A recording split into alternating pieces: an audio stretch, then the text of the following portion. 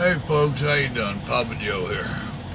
Turn that other light on, maybe it'll help. Boy, it just kind of really don't a whole lot, does it? Hey, I see I'm getting a lot of subscribers. Howdy. Thanks for subscribing. A couple of shout outs from you there that where you tell me you like it. Cool. If you like it, please hit the like button on the videos. It helps me a lot. It helps my channel. Tell your friends about my channel. It ain't nothing special. The one old hillbilly truck driver out here riding around and talking to y'all. Giving you a few of the things as I see them. Which that's what I'm going to do tonight.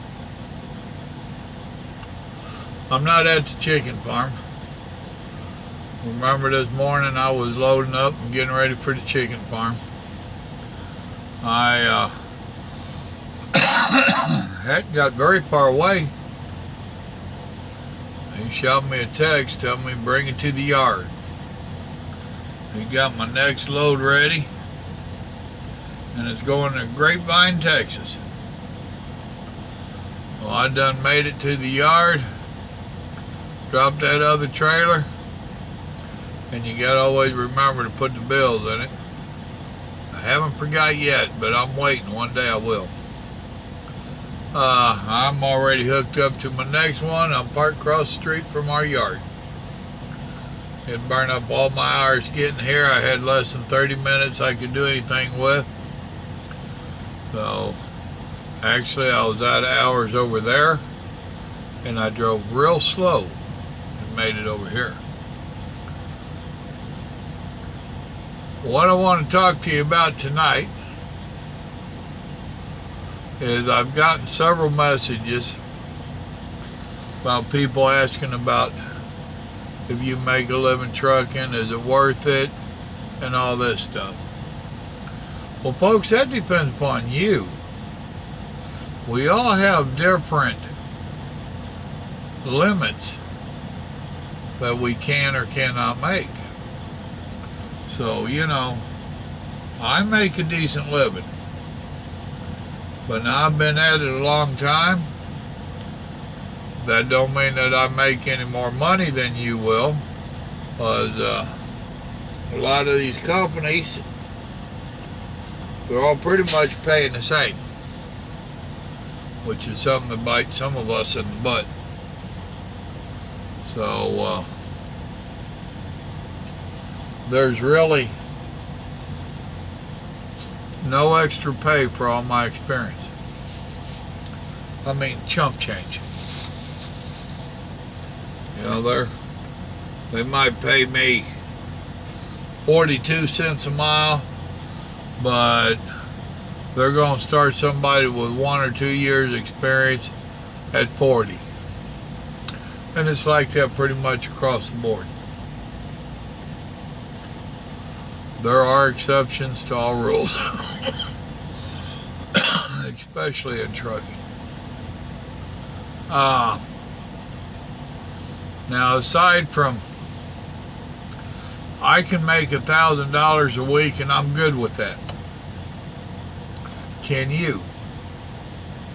I can average $800 a week. I'm good with that. Can you? I can make $500 a week. And I'm good with that. Can you? I make $600 a week. That ain't enough. Is it enough for you? So see, it's going to depend upon what you're set up as. I see a lot of them come out here, and I'll talk to them, and they only made $300 or $400 for their week, and they're tickled to death. They think they're making some kind of money. Me, I'd quit a company if I got too many checks like that. So it's all a matter of what's right for you. What do you need to make? So I can't tell you if you're going to make decent money or not. Another thing about it is it's going to depend upon how you run. I'm a hustler. When my 10-hour break is up in the morning, I'll be gone. I'll give it 10:01, 1 minute, because of the computer. When I first started doing these ELDs, I left it exactly a 10-hour break, and it bit me in the butt. And I'm sitting here for 2 hours waiting on somebody to get in the office. Not here, actually, I was down by Laredo. But I had to wait 2 hours for somebody to get in the office to fix this problem, because I wanted to leave exactly on my 10 hour. I don't do that no more. I give it 10:01 or 10:02. And it ain't bit me in the butt no more. But yeah, I'm a hustler. I get home every weekend, but in order to make the kind of money I need to make and to get home every week, when I'm out here, I pretend like I have a job. Okay, I thought they tore a restaurant down across the road. They're going to, but they didn't. So, you know, there's too many factors there for me to tell you that. It's going to depend upon what kind of work you're doing. You know, like I told you in that other video, if you go to work for Swift or Knight or someone like that, no, you're not going to make real good money. Nature of the beast. They are one of them companies that just go through so many drivers, it's pitiful. So in order for them to keep make the money, they got to keep yours.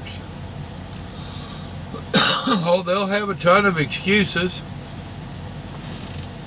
but if you're going to come out here and just be a regular fleet driver, there's a few of them that make some money, but more don't than do. So that's going to depend upon your rapport with the company you're driving for, how much you hustle, and how much you need to make. You know? The main thing, if you're wanting to come out here and start a new career, now if you're a double dipper, if you're already drawing retirement, there's a whole bunch of drivers that's driving for like Swift and Knight and all that, and they're enjoying it because they make a few $100s a week. They're happy with that. They're not having to drive real hard like I do. They're happy with that. So they're basically being a paid tourist out here. So, you know, they don't have to get in a hurry. So if you're a double dipper, then different set of rules for you on if you make a living or not. The main thing, if you're a young person wanting to get into this, is first you got to pay your dues. I mean, that's all there is to it. You're going to have to get with some company, and you're going to have to get 2 to 3 years under your belt. All the good jobs, you need 2 to 3 years minimum over-the-road experience before they'll talk to you. That's just how it is. If you find one that's going to take you with 6 months experience or a year experience, they're the same damn thing that you're leaving. You're going to have the same issues. Just give them a couple weeks and you'll be having the same stuff that you just left that you didn't like at that other company. It's an insurance thing. And 2 to 3 years is the magic number, boys and girls. Now, once you get 2 or 3 years under your belt, then it's a matter of you finding your niche.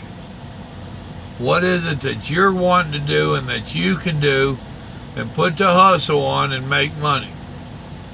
And it don't have necessarily be over the road. I've talked to you about oversized loads and all this good stuff. Well, being local, There's a few things that you can do to hustle money around your own town, but you got to be a hustler. We done discussed the Coca-Cola, Pepsi routes and all that stuff. There's quite a few companies locally that you can drive for wherever you're at, I'm sure. You're not going to make the money you want to make.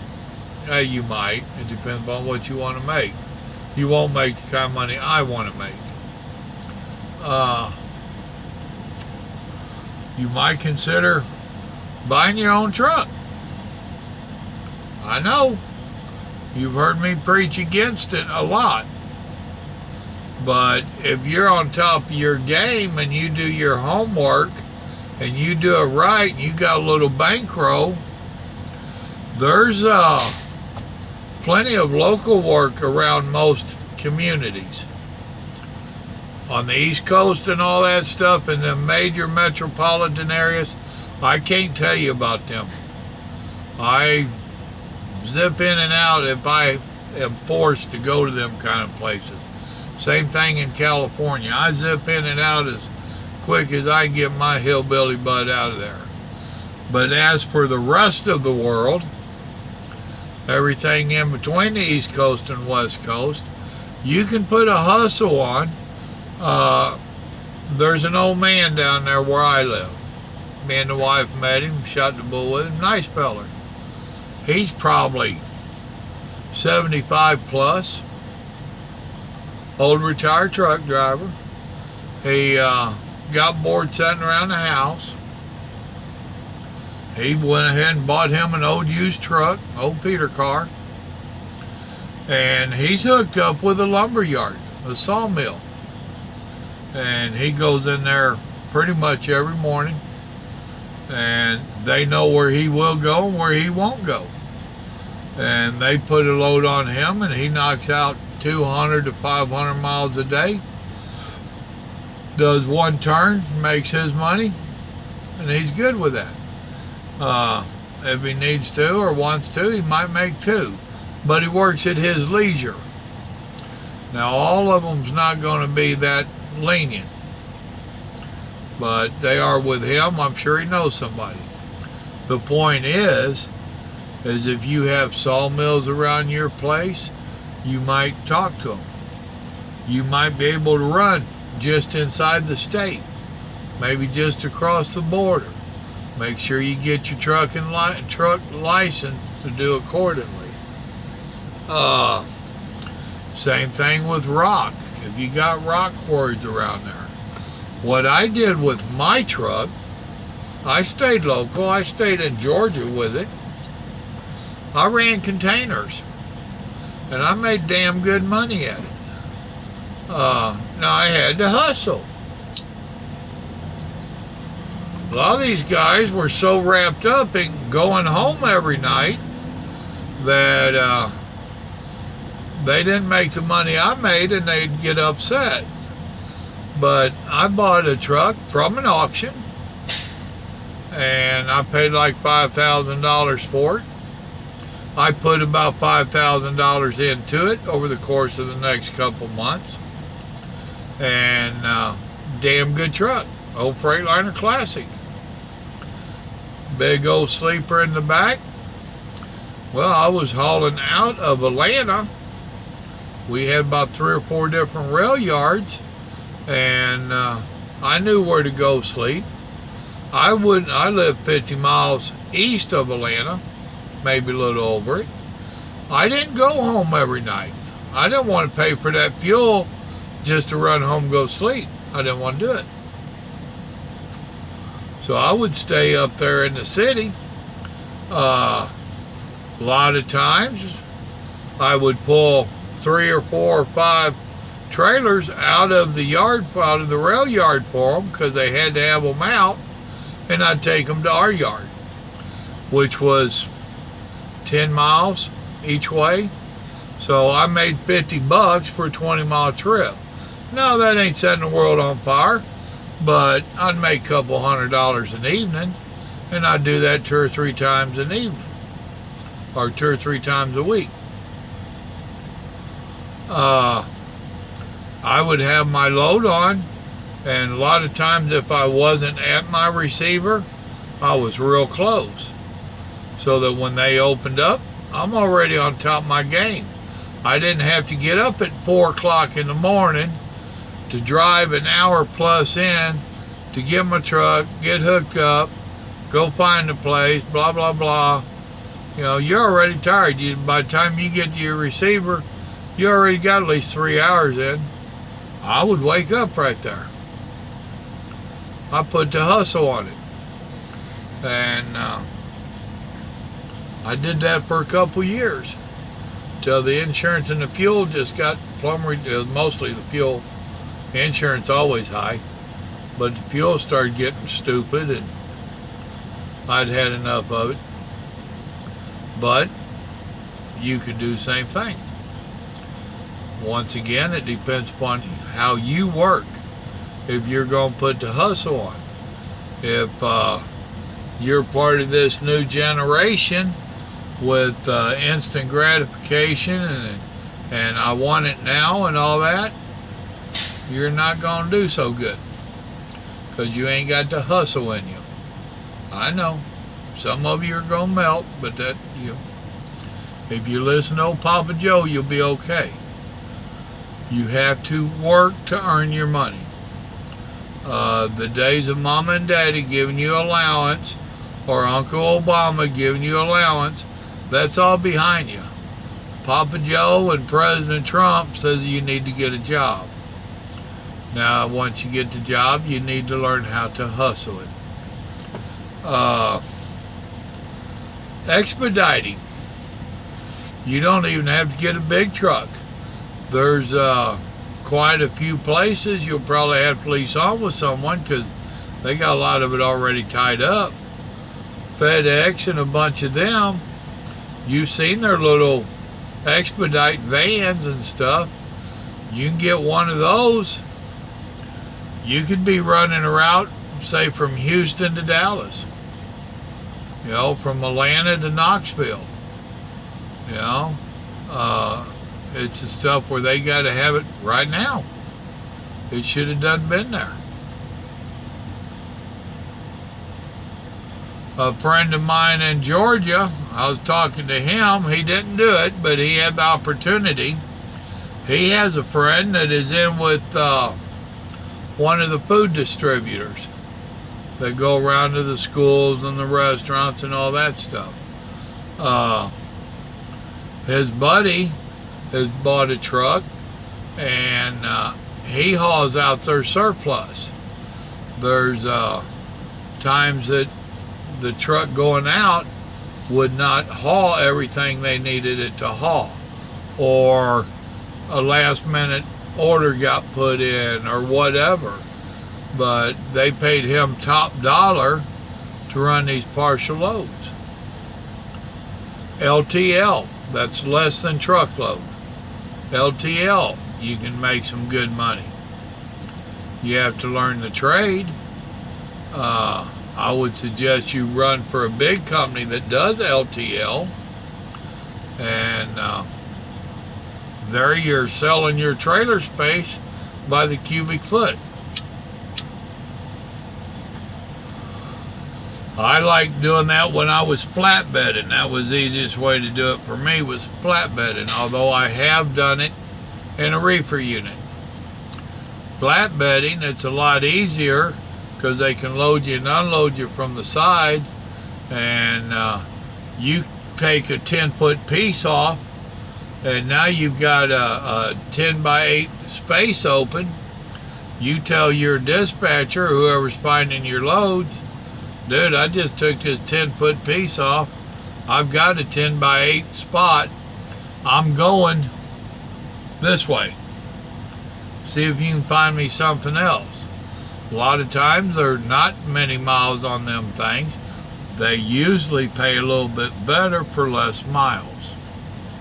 So LTL, check it out. That might be your niche. But the whole point is there's a niche out there for you. If you want to go look for it, do your homework, figure out the industry, you can find something. You're not going to be able to get on YouTube and post a few questions and asking people like myself about what kind of money you can make. The kind of money you can make is going to depend upon you. It's going to depend upon how you drive your truck. It's going to depend upon how you take care of your truck. My nephew and my son worked on my truck, and there was many a time I had them do something that they didn't think I needed to do, and I said, do it anyway. I blew the seals on an axle, and the grease and stuff ruined them brakes on that one axle on that one side. I went and got brakes and told them put brakes on all four. They go pull them off, and they're like,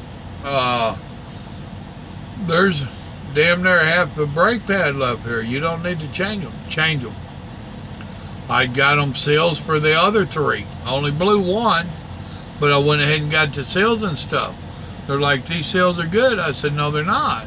If one blew, the other three's not going to be far from it. I can change it out right now for $100. If I blow that seal on the road and I have to have a service call, road service, I said, that's going to cost me $400, $500, $600. I said, change it now. If one's bad, the others ain't far behind it. I did the same thing with my fuel injectors. I had a fuel injector go out. It cost me like $600 to have one fuel injector done. The old boy called me up, and he said, Joe, for another $100, we can change out the six-pack. Change it out. You know, the cost there was getting to it. And after talking to him and telling him to do that, that's when I started doing this other stuff. It's called preventive maintenance. Some people's going to tell you you're wasting money doing that kind of stuff. Wait until it goes out. Well, how often is it going to go out at your house or at the shop? It's going to go out here on the road. And I can tell you now, they rape us out here for service calls, repairs on the roadside. Stand by. You thought Obama gave it to you? These people won't even kiss you on the back of the neck. It's bad. So it's a matter of if you want to get into trucking, you need to just hold your nose and dive in. Get to know it a little bit and see if it's for you. If you kind of like what you're doing out here, running around what you're doing, then you need to start looking for your niche.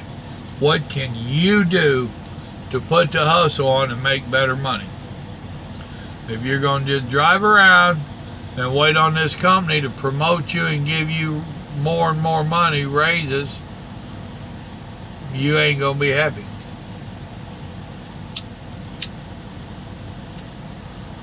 But there you go. Find your own niche is the bottom line.